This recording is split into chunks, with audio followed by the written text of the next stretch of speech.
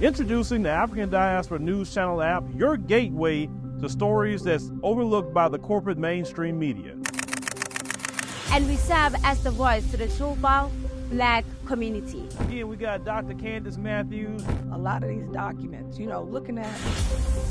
We are committed to informing and educating through the power of media. This country is supposed to be about the land of the free for all. It has not been free for Black people, and we are tired. With our platform, we're helping to end injustice by exposing it. Join us in standing for excellence in journalism and serving our community. Download the African Diaspora News app today. Hello, African Diaspora News family. My name is Renilo Morema, and I am your host right here on the African Diaspora News channel. I'm reporting live from Johannesburg, South Africa. So I came across a video on TikTok of this white man in a restaurant eating and enjoying his food and whatever. And he decided to make a video complaining about the services he's been receiving from South African waiters and waitresses. And I was flabbergasted. So he started the video off by saying, you know what, the hospitality industry belongs to the Zimbabweans. They know how to, serve very well. This is coming from a white man. And if you know how to read between the lines, that statement in itself is wrong. It's BS, basically. So the hospitality industry belongs to the Zimbabweans. They know how to treat customers well. They know how to serve. And, not like South Africans, they don't belong in this industry. They don't do it very well. They don't know how to treat customers very well. It's all the complaining. And he made another statement saying that most waiters and waitresses at the restaurant he's currently at or was eating at, it was old people, like people above 40. Hi everybody, I'm in a restaurant here in Johannesburg. I'm here for the day, and I've noticed that the restaurant, they've got matured people as staff and mostly females as staff. 90% of the staff is, almost 99% is South Africans. And that feeling of being wanted in the restaurant, having the Zimbabweans working in the restaurant that knows the industry very well, is gone. So I pity these restaurants, because at the end of the day they are going to suffer, because this industry is unfortunately not for South Africans. They do not know customer service, they do not know how to handle customers. And it's very sad that you come into a restaurant and you find a waiter that is old enough to be your father. If this is what our country has got to, we need to seriously, as Business South Africa, we need to sit down and say, we can't accept this. And I do agree that a 40-year-old is not supposed to work. These type of job, these entry-level jobs. Especially in South Africa, after the wonderful services that you have done for the country, working for the country.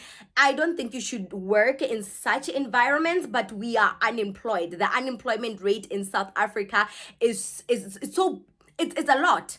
It's high. The percentage is extremely high, and there's no time to nitpick jobs. People need to feed their families, and we don't have a choice. As sad as it is, we don't have a choice but to work. Now, back to the topic at hand.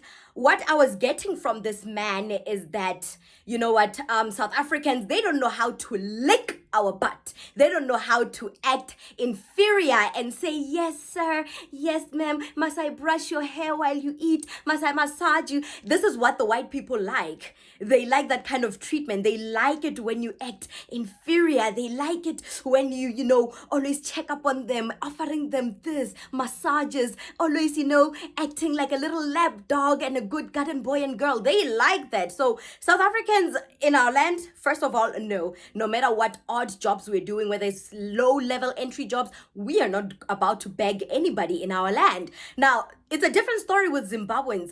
When they come to South Africa, they come here to of the sole purpose of making money and sending it back home. They have children to feed. The economical state of Zimbabwe is not good. It is not favorable for the youth, and especially with the high unemployment rate, with everything so expensive that side, life is hard in Zimbabwe. So they have a lot to lose when they come to South Africa. They will do anything to come to South Africa, whether illegally or what, and they'll do anything to get a job to feed their family back home. So of course they will beg you and act like little, hi, are you okay? They act inferior there. And of course, that's the kind of treatment the white people like. This is the kind of service they would expect from the servant, acting inferior as they wanted, because they were born at a time where the world was their oyster. They were privileged. So that privilege was carried on from generation to generation. So when they don't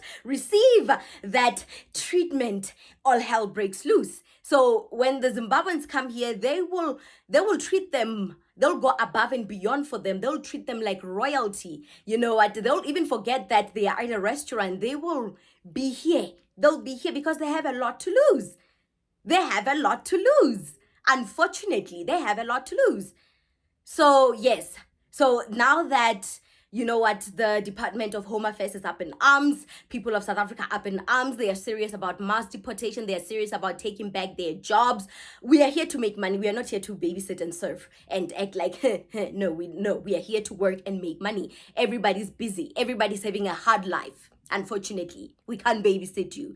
So yeah, you will miss the hospitality from the Zimbabweans because they had a lot. Like I said, I can't even go deeper with their services, but I will say that Zimbabweans know the industry, the hospitality industry very well. But this man's statement kind of riled up something within me. This man's statement makes me feel like he's endorsing or he's promoting this black on black hatred, because he will know that he will get a reaction out of us. He knows that him saying all of this, he's going to get a negative reaction out of the South Africans, and we are going to go where? Straight to the Zimbabweans and attack our fellow African brothers and sisters and attack our fellow Zimbabwean brothers and sisters. He knows very well. He's clickbaiting us and we are falling for it every single time. We don't see that the white people of this country are behind the scenes working overtime to incite hate between our fellow African brothers and sisters.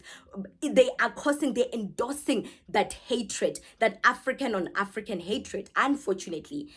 So, you know what?